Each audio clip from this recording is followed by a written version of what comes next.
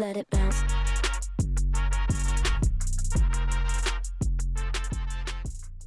Now that you have that long list of things that are your perfect customer attributes, that you've gone and you've scratched out the doubles and you've reduced it down to your top 3 to 5 attributes of your ideal customer, it's time to create your perfect customer one-liner. Now, when I first got into sales, one of the things that I heard from one of my mentors was that any objection that we got, that we should write out a rebuttal that was clear, concise, and confident. He called it the 3C's. I stand by that today, and we're going to use that same ideology to create the perfect customer one-liner that for you is clear, concise, and confident.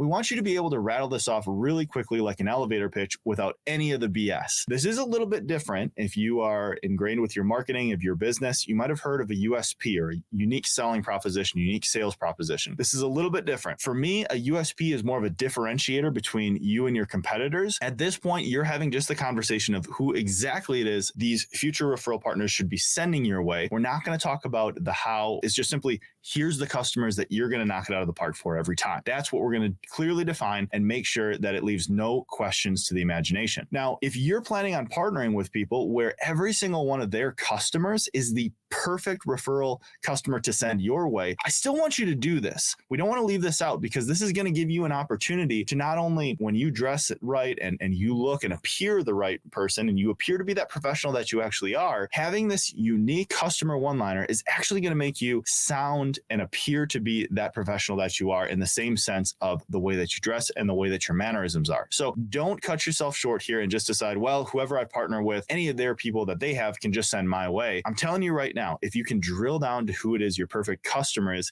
even if they send more people that don't define that perfectly, they don't fit in that definition perfectly, this is still going to give you that opportunity to come across as the professional that you are, and they're going to be more likely to give you a shot. If there is a 1% opportunity to increase that professionalism in front of somebody, you should take that opportunity, and this is going to be one of those ways for sure. All right, so what do we do here? Ultimately, we're not going to overcomplicate this. Just like we've been talking about before, we're going to start out with what your business profession is, and then list out those 3 characteristics of your best customers that you already have listed out. Again, we're not trying to make this too overcomplicated. We're not trying to have someone engage in more conversation because now it leads them to going, oh man, that sounds interesting. Tell me more. We're not trying to pique their curiosity here. It's just a simple statement. Don't overcomplicate this. So don't do the thing online where people are trying to, grab attention by saying, let's say that you're a fitness professional. You call yourself, I'm a youthfulness magician who transforms growth-minded entrepreneurs into fluidly moving sportsmen. I had to read this because it was so dumb, but you know exactly what I'm talking about. You've literally seen people online that this is in their description of their profile. It's people that are literally just trying to get people to DM them and go, what does this mean? Tell me more. And now they got them. We're already in front of somebody. We're not trying to elicit some conversation here. We're just trying to tell them, here's exactly what it is that we do. So if we were to transform that, you are a fitness professional who specializes in transforming executive level, middle-aged men into optimal health. Easy peasy. Very, very simple, clear, concise, and confident. Fitness professional specializing in transforming executive level, middle-aged men into optimal health. We're saying who you are. We're talking about the person that has a problem that you can solve, but you're not telling how you solve that problem. So one thing, notice here, we're not talking about that. Maybe how do you do this is you're getting them to drink a gallon of water a day. You're getting them proper sleep. You're making sure they eat less. You're making sure that they move more. You're doing that. You're not worried about the how, just drilling down the type of customer that you want them to send your way. Now let's try another profession. Let's talk about if you're, let's say, a insurance agent or insurance broker. My buddy Dave owns his own brokerage. And when he goes and he sits down with lenders in Minnesota, he tells them that he specializes as a local agent in working with married small business owners who are looking to purchase their first property.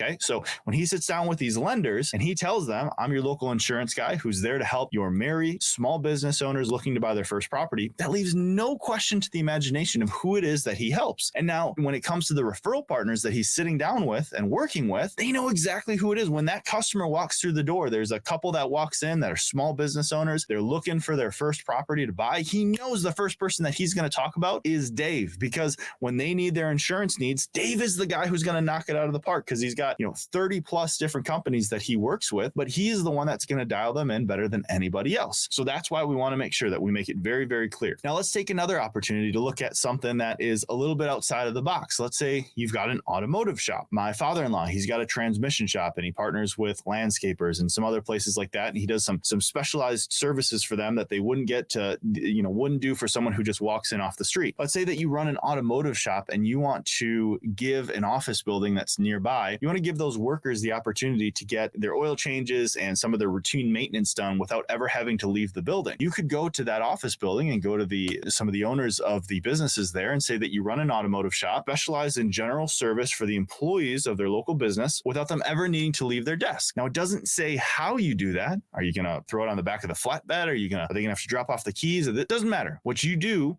is you take care of those general needs, those service repairs, without them ever having to leave their desk. Tell me more. I'd say if I was an owner of a business there, if you're going to keep my employees at their desk and take care of some of those things, it's a huge perk for them, potentially. Make sure that we focus on the who and the what, not so much the how, but we want to make it very clear, concise, and confident that you can just rattle off, this is the type of person, when you see them, Mr. and Mrs. Referral Partner, when you see them come in and you start working with them, that's the type of person that you want to send my way. The other couple things I want to mention to you, these are going to be tweaked as you go. So don't feel like because you're talking to a lender and then the next day you're talking to an insurance agent that you have to use the same thing. You obviously are a professional here. You can tweak these. So if you feel that you want to give a one-liner for one person and then a little bit different for another, it's totally appropriate. Just make sure that it's accurate. However, if you can't perfectly describe exactly who it is that they should be sending your way, just understand that you can just expect for them to send nobody. If they don't know who it is they should be sending to you, they're just going to be confused and they're not going to send anybody because it's just going to be easier than trying to call you up and have you go, actually, that's not who I talked about. That's not who I can help, X, Y, and Z. It's just a headache and no one wants to deal with that. Make it simple, reduce the complexity of it, clear, concise, confident. Perfect customer one-liner. It's going to help you out. So action item here, you're just going to create that customer one-liner, play with it a little bit. You're naturally over time, when you deliver it in front of somebody, you might go, man, that was perfect. Or you might go, that's not exactly who it is. You can tweak it for the next one. For right now, just try to drill it down, take some time, and we'll move on from there.